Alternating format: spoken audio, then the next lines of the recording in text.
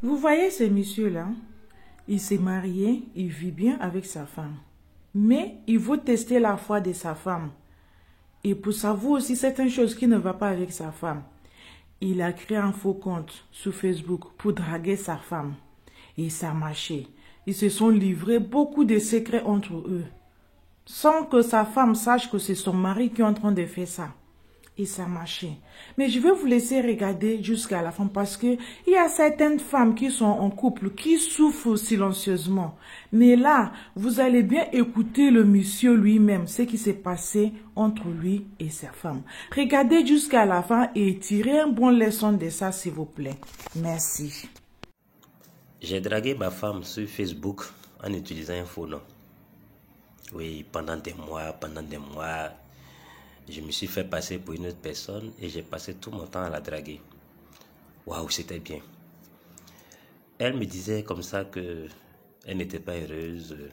C'est vrai qu'elle vit avec quelqu'un, mais ça ne se passait pas bien et que patati patata.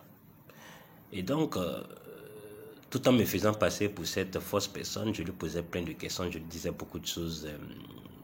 Je la taquinais, je lui apportais la joie, je la faisais rire, je lui emmenais beaucoup de cadeaux sous un faux nom. Et tout ça, je lui emmenais même de l'argent sous un faux nom. Je faisais tout, je causais avec elle. Souvent même, il arrivait qu'on soit dans la même maison. Elle rentre en chambre tard dans la nuit, pendant que moi je suis au salon en train de regarder la télé. Et puis on cause nous deux par WhatsApp. Et elle était tellement heureuse, contente, amoureuse. C'était vraiment... Elle avait trouvé la personne qu'il lui fallait et tout se passait très bien. À chaque fois, elle insistait pour qu'on se voit. Elle voulait qu'on ait des moments à deux. Elle voulait que je l'invite. Elle voulait partir en week-end. Elle voulait sortir en bas. Elle voulait aller à la piscine. Elle voulait ci, elle voulait ça. Et je trouvais toujours des excuses. Je n'étais jamais disponible et j'étais toujours en voyage, j'étais ici, j'étais ça. Et puis ça a continué comme ça pendant de longs mois. Elle était heureuse, elle était amoureuse de cette personne qu'elle ne connaissait pas, qu'elle n'avait jamais vue physiquement, parce que j'utilisais une autre photo que j'envoyais et tout ça. Elle aussi elle me balançait ses photos, tout. Et tu diras que elle a carrément trouvé l'amour de sa vie. Et les choses se passaient tellement bien. Waouh, c'était bon. C'était beau. Et puis, finalement, un jour, j'ai décidé vraiment de la recevoir, de la rencontrer dans un beau restaurant, quelque part. Et puis, on s'est donné rendez-vous, on a tout préparé, on a organisé le rendez-vous, tout. Et ce jour-là, moi, j'étais à la maison. Quand elle m'a dit, ah, écoute, il y a une fête en famille, là, avec mes soeurs et tout ça. Donc, je pars pour cette fête-là et que je vais revenir un peu tard. Je dis, mais il n'y a pas de souci. Il n'y a pas de souci, vas-y. Et dès qu'elle est sortie de la maison, pour me voir courir, je me suis habillé. Bah, j'ai pris la voiture, bah, je suis parti au lieu du rendez-vous. Bah, j'étais déjà là avant qu'elle n'arrive. Quand ma femme est rentrée dans le restaurant, et puis, elle m'a vu assis dans le restaurant. Elle m'a fixé. Tu vas sentir que il y a quelque chose qui ne va pas. C'est-à-dire qu'elle était dans un autre état. Elle s'est dit, mais attends, comment est-ce que ça peut être possible? Qu'est-ce qui se passe? Elle se posait plein de... Elle était comme... C'est-à-dire qu'on dit qu'elle est hypnotisée là, arrêtée là. Elle ne pouvait plus, elle ne pouvait pas bouger. Et je la regardais. Je lui ai dit, mais viens t'asseoir.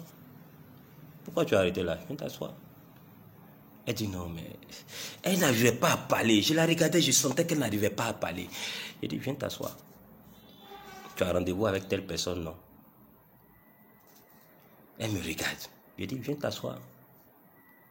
Elle est venue s'asseoir. Elle me pose la question. C'est toi qui faisais ça? J'ai dit, oui, c'est moi qui faisais ça. Elle est restée silencieuse pendant un bon moment jusqu'à elle dit, je demande le divorce. Je me suis levé, je suis allé vers elle. Je l'ai prise dans mes bras. Je dis non, on ne va pas divorcer, je te demande pardon. Pardon chérie. Pardon.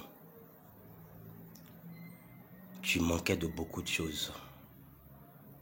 Et aujourd'hui, si tu t'es retrouvé dans cette situation, si aujourd'hui tu es dans ce restaurant, c'est parce que j'ai été ton mari, mais je n'ai pas été présent véritablement pour toi. Et tu avais besoin de tout ça. Tu avais besoin d'être chouchouté. Tu avais besoin d'être aimé. Tu avais besoin de preuves d'amour.